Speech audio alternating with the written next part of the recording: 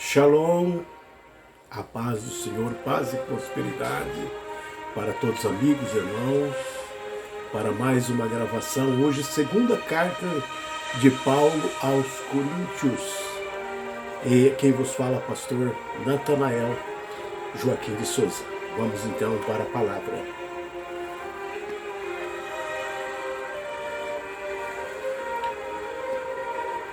Nós observamos nessa carta o tema trabalhando mesmo na tribulação. Veja que Paulo, um homem dedicado, mesmo passando tribulação, um tempo difícil, mas ele continuava fazendo a vontade de Deus. Segunda Epístola aos Coríntios, escrita na Macedônia pelo apóstolo Paulo em 56 depois de Cristo. Porque em muitas tribulações e angústias de coração vos escrevi, com muitas lágrimas, não para vos entristeçais, mas para que conheceis o amor e abundantemente tenho por vós. 2 Coríntios 2 e 4. Então, a primeira carta que Paulo escreveu aos Coríntios foi trazendo resposta a muitas perguntas e muitas palavras teve que falar palavras duras, palavras difíceis, por causa da purificação da palavra de Deus.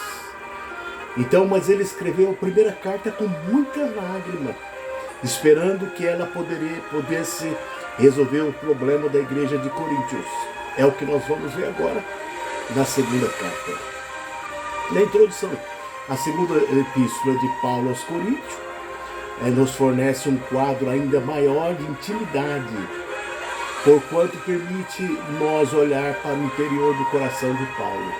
Então, essa carta traz uma revelação da vida desse homem, o coração dele depositado na obra de Deus.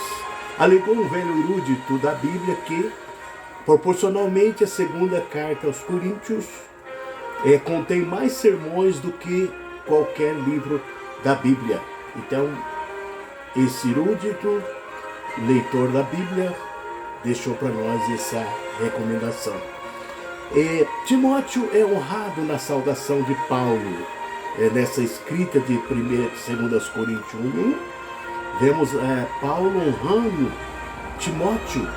Timóteo, uma pessoa que ele tinha ganhado, filho na fé de Paulo, né? Autor da segunda epístola aos Coríntios, Paulo, apóstolo de Jesus Cristo, pela vontade de Deus, e o irmão Timóteo. A igreja de Deus que está em Corinto, com todos os santos que estão em todas a Caia.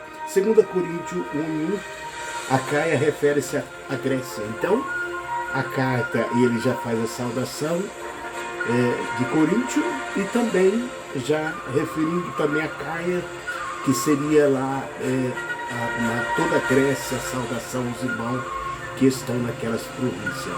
Graças a vós e paz da parte de Deus, nosso Pai, e de nosso Senhor Jesus Cristo. Versículo 2. Ele, Cristo, pagou o preço da nossa salvação na cruz. Essa carta é a mais pessoal de Paulo. Constitui um tipo de autobiografia do apóstolo, com o propósito de defender o seu ministério em face às críticas vindas de Coríntio. Então vejamos aqui já na segunda carta 1:3, Paulo deixando já uma mensagem: bendito Deus e Pai de nosso Senhor Jesus Cristo, Pai de misericórdia e Deus de toda consolação. Então toda consolação, todo alívio, ele vem da parte de Deus, o nosso Senhor. A preocupação de Paulo com os irmãos de Coríntio. Após escrever a primeira epístola, Paulo ficou preocupado quanto à maneira da igreja de Corinto, como ele devia ter recebido essa carta. Então houve uma preocupação muito grande do apóstolo. Na primeira carta, Paulo tinha que aplicar severas repressões e dado severas instruções aos coríntios, e agora concluir que eles estavam tristes. Então houve uma preocupação de Paulo, como os irmãos devem ter recebido essa primeira carta ali em Corinto. O sofrimento deu novas revelações a Paulo.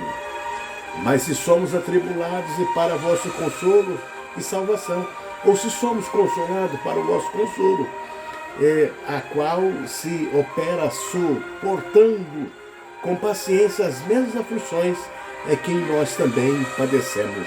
2 Coríntios 1:6. Então ele revela aqui o seu sofrimento. Se sofremos com o Senhor, somos consolados com o Senhor também. E a nossa esperança acerca de vós é firme, sabendo que, como sois participantes das aflições, assim sereis também da consolação. Versículo 17. Então, o conforto de Paulo, né? As lágrimas de Paulo por causa da igreja de Coríntio. As lágrimas ao escrever a primeira carta aos Coríntios. Porque em muitas tribulações e angústia de coração vos escrevi, por muitas lágrimas, não para vós entristeceis, mas para que conhecesseis o amor que abundantemente tenho por todos vós. 2 Coríntios 2 e 4. Então Paulo escreveu a primeira carta com muitas lágrimas, traduzindo ali aquela palavra, aquelas doutrinas para a igreja de Coríntio, né? Paulo envia Tito para a igreja de Coríntio, objetivo, saber a situação dos irmãos de Coríntio, depois que ele mandou a primeira carta. Então Paulo mandou Tito, pastor Tito, lá, para verificar como estava a igreja, né? E ele disse: não descanse o meu espírito, porque não achei ali meu irmão Tito, mas despedindo-me dele, parti para a Macedônia. Então Paulo desceu para evangelizar a Macedônia, enquanto Tito foi ver como estava a igreja lá em Coríntio para trazer a resposta para Paulo. Paulo encontra com Tito trazendo as novas de Coríntio. Partiu, portanto, de Troas e navegou para a Macedônia, e ali Tito se encontrou com Paulo e os confortou, com a notícia que a maioria dos crentes de Coríntio se arrependeram. Então, aquela primeira carta fez uma mudança muito grande na igreja de Coríntio, né? Então se arrependeram, se consertaram diante do Senhor, né? Então Paulo se ficou confortado, né? Mas também Tito deixou para ele também que os inimigos de Paulo prosseguiam fazendo ataques contra ele, questionando a sua autoridade apostólica. Então, assim como tem o trigo, também tem o joio dentro da igreja.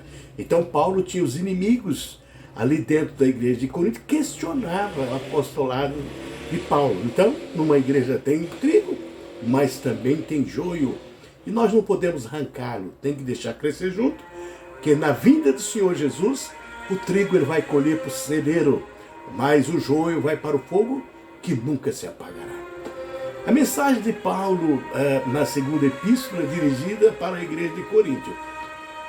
Aqui ele já deixa uma mensagem em 2 Coríntios 4:4. Satanás, o Deus deste mundo, o Deus dessa era, segundo o entendimento dos descrentes, para que não veja a luz do evangelho da glória de Cristo, que é a imagem de Deus. Então, existe um trabalhar de Satanás em toda a humanidade, aqueles descrentes, aqueles que não creem no Senhor. Então ele trabalha para que o evangelho, a luz do evangelho não venha ser esclarecido na vida das pessoas. Paulo traz uma mensagem de conforto aos irmãos de Coríntio. O Espírito Santo habita no vosso coração, desta forma refletimos a glória de Deus. Então, a glória de Deus, o crente reflete a glória de Deus, porque o Espírito Santo está dentro de nós, e isso mostra o rosto de cada servo de Deus. Mas todos vós, com o rosto descoberto, refletindo como espelho a glória de Deus, somos transformados de glória em glória, na mesma imagem, como pelo Espírito do Senhor. 2 Coríntios 3:18. Então, o Espírito Santo brilha como astro em nosso rosto. Paulo fala sobre a esperança cristã. A respeito do sofrimento e das provas, trazemos sempre no nosso corpo o morrer de Jesus, para que a vida de Jesus também seja revelada em nosso corpo, segundo aos Coríntios 4:10. Então, estamos mortos para o mundo, mas vivos para Cristo. Assim fixamos os olhos não naquilo que se vê, mas naquilo que se não vê, Pois aquilo que se não vê, aquilo que se vê são transitórios, mas o que não se vê são eternos.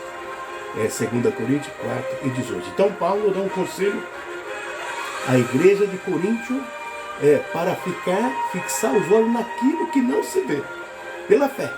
Porque aquilo que nós não se vê, eles são eternos. É a vida eterna em Cristo Jesus. O apóstolo Paulo fala da motivação da esperança em 2 Coríntios 5:1, quando está no corpo desfizeram, temos um edifício, isto é, um corpo glorificado que viverá eternamente. Porque sabemos que se a nossa casa terrestre desse tabernáculo desfizer, temos de Deus um edifício, uma casa não feita por mão, mas eterna no céu. Então, Deus tem uma casa eterna para nós. Esse corpo nosso, ele vai se desfazer, mas Deus dará um corpo glorificado, eterno para nós, que ele chama a casa eterna de Deus, que ele tem para nós nos céus. O apóstolo Paulo traz a mensagem de responsabilidade a todos os crentes, 2 Coríntios 5:10. Porque todos devemos comparecer ao tribunal de Cristo, para que cada um receba segundo o que tiver feito por meio do corpo, bem ou mal. Então, no arrebatamento da igreja, a igreja vai ser conduzida por Cristo no tribunal de Cristo. Ali vamos receber o nosso galardão e vamos receber o que tiver feito por meio do corpo. Tudo que nós fizermos de bem, nós vamos receber ali na presença do Senhor, galardões na presença do Senhor, bem ou mal. O mal que ele fala, irmãos, é o prejuízo. Aquilo que nós não fizemos nada para Deus, então não vai aparecer nada lá. Então é um mal que nós vamos fazer para nós mesmos por não ter feito nada para Deus. Então faça alguma coisa para Deus, na obra de Deus, porque vai apresentar tudo lá no tribunal de Cristo. Paulo traz a mensagem de motivação e do amor. O que Cristo fez por nós na cruz, 2 Coríntios 5:14. Porque o amor de Cristo nos constrange, julgando-nos assim, que se um morreu por todos, logo todos morreram. Então, Cristo morreu por nós. Então, nós também morremos para o mundo, para vivermos para Cristo. Então, já não vivo mais eu, mas Cristo vive em mim. O vosso trabalho não é vão, Senhor. E nós cooperando também com Ele. Nós vos exortamos que não recebais a graça de Deus em vão. 2 Coríntios 6:1. Então, tudo aquilo que nós fizermos para Deus, na obra de Deus, o trabalho não é vão, e Ele terá uma recompensa na presença de Deus. Por isso Paulo escreveu esta carta de defesa do seu caráter, autoridade apostólica. Mas Deus, que consola os abatidos, nos consolou com a vida de Tito, 2 Coríntios 7:6.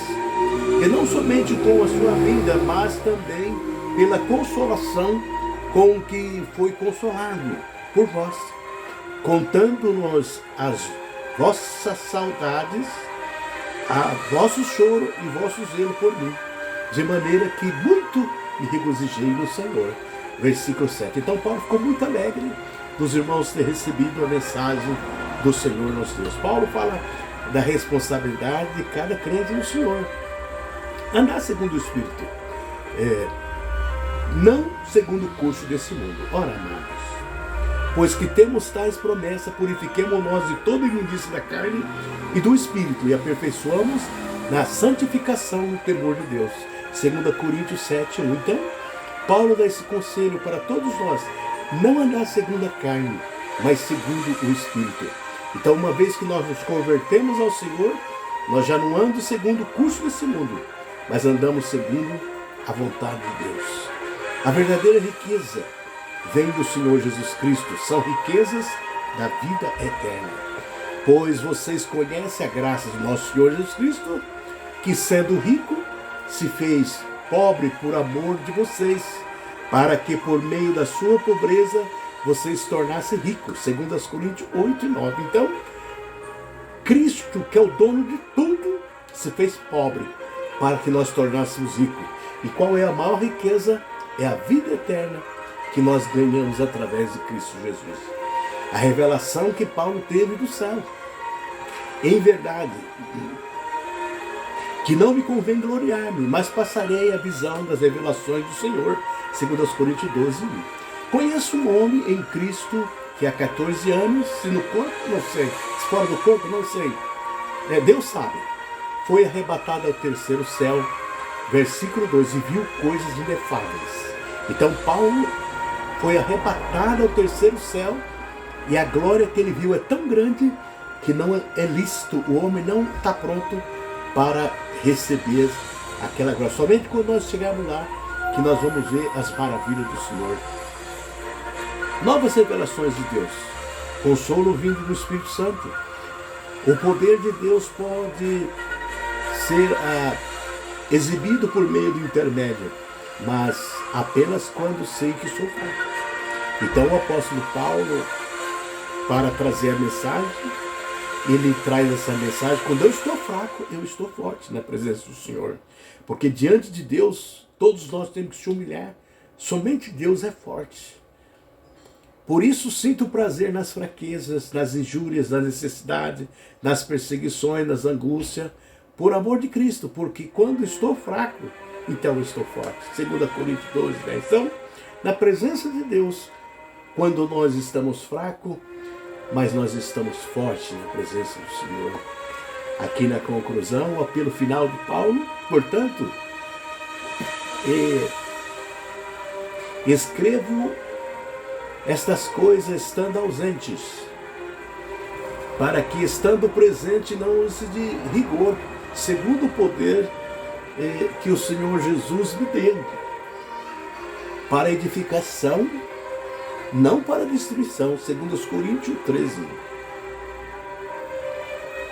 Quanto mais, irmão, regozijai-vos e sede perfeitos, sede consolados, sede de um mesmo parecer, vivei em paz, e o Deus de amor e de paz seja convosco. Então, Paulo deixou essa mensagem para que nós vivêssemos em união, e o Deus de paz e toda consolação, Ele estará conosco. E a graça do Senhor Jesus e o amor de Deus, a comunhão do Espírito Santo, esteja com todos vós. Amém. 2 Coríntios 13, versículo 14. Está aí a palavra de Deus, segunda carta de Paulo, que deixou para todos nós, que nós venhamos a se confortar com esta mensagem. As últimas palavras de Paulo nesta carta é dita nas igrejas, todos final de culto, né? Que a graça do Senhor Jesus, o amor de Deus e a comunhão do Espírito Santo esteja com todos vós, desde agora e para todos sempre. Amém? Shalom e a paz.